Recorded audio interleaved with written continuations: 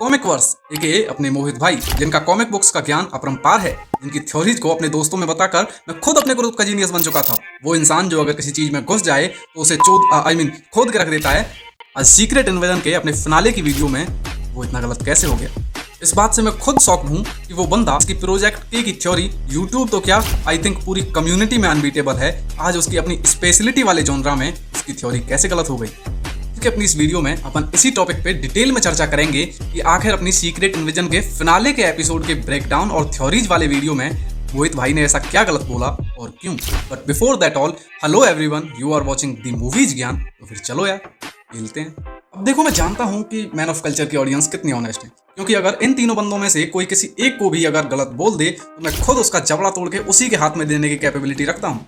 इसीलिए उन थ्योरीज और उन गलतियों पे बढ़ने से पहले मैं ये क्लेरिफाई करना ज्यादा पसंद करूंगा कि देखो मोहित भाई, मैं कोई इतनी बड़ी हस्ती नहीं हूँ कि आप मुझे सुन रहे होंगे, और अगर किस्मत से भी आप मेरी वीडियो देख रहे हैं तो सबसे पहले देखो, ना तो मैं आपके जितना कॉमिक बुक्स का ज्ञान रखता हूँ, ना मैंने आपके जितना सिनेमा देखा है, ना मेरे पास आपके जितना एक्सपीरियंस है। इसीलिए अगर यहाँ मैं कुछ गलत बोलूँ तो अपना छोटा भाई समझ के प्लीज मुझे माफ कर देना।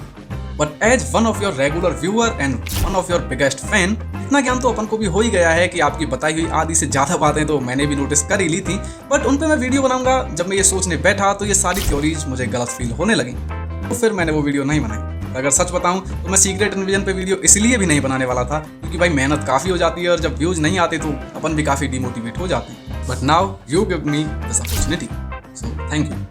जैसे कि अपनी वीडियो में आपने कहा था कि अपने थॉट्स नीचे कमेंट सेक्शन में बता देना, उसी वे में मैं ये वीडियो बना रहा हूँ कि मुझे क्या सही लगा और क्या गलत। So let's begin. तो सबसे पहली बात जिस पे मैं सवाल उठाना चाहूंगा कि प्रेसिडेंट को व्हाइट हाउस की जगह उस एक हॉस्पिटल में क्यों रखा गया, वो भी तब जब वो पूरे होशो हवास में था।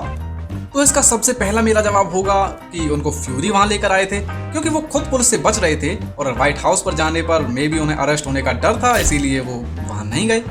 या फिर ऐसा भी हो सकता है कि वो हॉस्पिटल बिग पर्सनैलिटी सर्टिफाइड हो, इसीलिए फ्यूरी उनको वहां ले गए क्योंकि उसको पता था कि वहां प्रेसिडेंट को कोई खतरा नहीं होगा। और तीसरी बात कि जब फ्यूरी वहां मौजूद नहीं था तो वहां से उसे शिफ्ट क्यों नहीं किया गया, प्रेसिडेंट को वहां से शिफ्ट क्यों नहीं किया गया। तो इसका जवाब है कि वहां कमांड में स्क्रल रोडनी थी and he doesn't gives a fuck about anything. President जिए या मरे उसे घंटा फर्क नहीं पड़ता, इसीलिए प्रेसिडेंट की जान की परवाह ना करते हुए उसे उसी नॉर्मल हॉस्पिटल में रखा गया था। अब अगला सवाल आता है कि फ्यूरी जिंदा बचने ही वाला है, ये कंफर्म था क्योंकि वो दी मार्वल्स के ट्रेलर में अपने को देख चुका था। तो इसका जवाब आपने ही अपनी मे बी एपिसोड 1 वाली वीडियो में बोला था कि ये स्टोरी दी मार्वल्स के बाद टेक प्लेस करने वाली है। और अब जब ये सब कांड हो रहे हैं तब तक दी मार्वल्स के इवेंट हो चुके हैं। उसके बाद अपना अगला सवाल आता है कि स्क्रल्स ने ओरिजिनल रोडी को सिविल वॉर के इवेंट्स के बाद से ही किडनैप कर लिया था क्योंकि वो वहां अपने हॉस्पिटल की ड्रेस में है और वो ठीक से चल भी नहीं पा रहा है। तो ये सब चीजें देखो मैंने भी नोटिस कर ही ली थी, पर आपकी थ्योरी गलत यहाँ लगती है मुझको कि जब स्क्रल रोडी ने थैनोस का प्लेनेट देख ही लिया था तो वो अपने लोगों को वहां क्यों नहीं ले गया। तो देखो इसका सबसे सिंपल सा जवाब ये है कि ग्राविक ने ही उसे चुप रहने को कहा था, क्योंकि ग्राविक को घंटा फर्क नहीं पड़ता कि स्क्रल्स को कोई प्लेनेट मिले या ना मिले, वो सिर्फ अपना बदला लेना चाहता था फ्यूरी से। या फिर इसे ऐसे भी सोच लो कि अगर अपन बेबी थैनोस को मारने वाले सीन को नजरअंदाज करें, मारने की बात करने वाले सीन को नजरअंदाज करें, मुझे नहीं लगता कि इन्फिनिटी वॉर और एंड गेम के टाइम मेकर्स और राइटर्स ने ऐसा कोई प्लान भी किया होगा कि अपन कोई इतनी सीट लेवल थिंग्स लिखेंगे। वो तो ओटीटी पे सीरीज का चलन चलने के बाद उन लोगों ने अपनी चीजों को बस थोड़ा इधर उधर खसका कर ऑडियंस को चूतिया बनाने की एक नाकामयाब कोशिश की है। और अगर मेरा पर्सनल ओपिनियन पूछें तो सही मायनों में अच्छे राइटर्स और मेकर्स को हायर ना करने का नतीजा है ये, बस।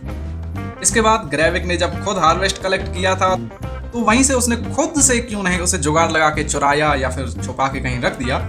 अगेन ये लूपहोल मैंने भी नोटिस किए थे और जाहिर सी बात है आपने भी किए ही होंगे। जब राइटिंग इतनी लेजी हो तो कोई भी कर सकता है। अब इसका जवाब देने की मैं कोशिश करूं तो मैं कहूंगा कि मे बी उस वक्त तक उसे फ्यूरी पे बिलीव था, जो कि सबसे गलत आंसर होगा मेरे हिसाब से। तो या फिर मुझे यूं कहना चाहिए कि वहां से उसे हार्वेस्ट को उठाने या छिपाने का मौका नहीं मिला, या फिर उस वक्त उसके पास हार्वेस्ट को एक्सेस करने की कोई मशीनरी नहीं थी। बट ग्रेविक से याद आया कि यार वो बीकेएल ग्रेविक चूतिया है क्या। एक बात तो मुझे खुद बताओ कि तुम्हारे पास एक इंसान है और उनमें से एक को सुपर पावर देनी है, अगर सही मायनों में देखा जाए तो एक को ही मिलनी चाहिए। अब तुम ऐसे लेजी राइटिंग करोगे तो फिर उसके बाद तुमने निक फ्यूरी को भी उस मशीन के अंदर ही रखा और वो मशीन स्टार्ट कर दी। पर मुझे नहीं लगता कि इतनी बड़ी सुपर पावर लेने के लिए कोई चूतिया ही होगा जो अपने साथ किसी दूसरे बंदे को मशीन के अंदर रखेगा कि आजा भाई तू भी मेरे साथ सुपर पावर ले ले और फिर दोनों भाई साथ में लड़ेंगे। सही मायनों में it is a pure example of lazy fucking writing.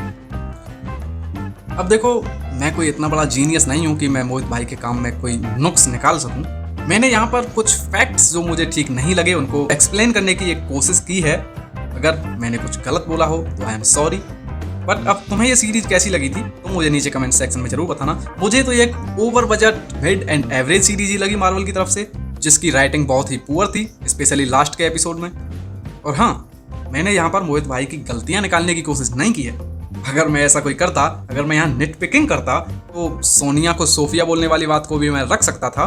But मैंने ऐसा नहीं किया कि यार कोई भी ऐसी गलती कर सकता है। कितनी बार वीडियो बनाते वक्त या रिकॉर्ड करते वक्त मैं खुद किसी वर्ड को, किसी नेम को या किसी प्लेस को या किसी टाइम को, किसी भी चीज़ को अपन गलत बोल जाते हैं, तो निट पिकिंग नहीं करनी चाहिए। अब देखो, मैं वीडियो कैसी लगी मुझे नीचे कमेंट सेक्शन में जरूर बताना। अच्छी लगी हो तो अच्छी बताना, बुरी लगी हो तो नीचे लिख देना। भाई अपने को भी पता चलना चाहिए ना कि अपन काम कर क्या रहे हैं।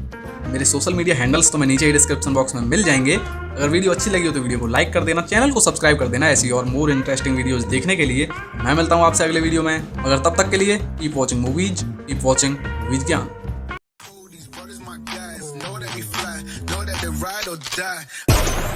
Why they wanna move like that?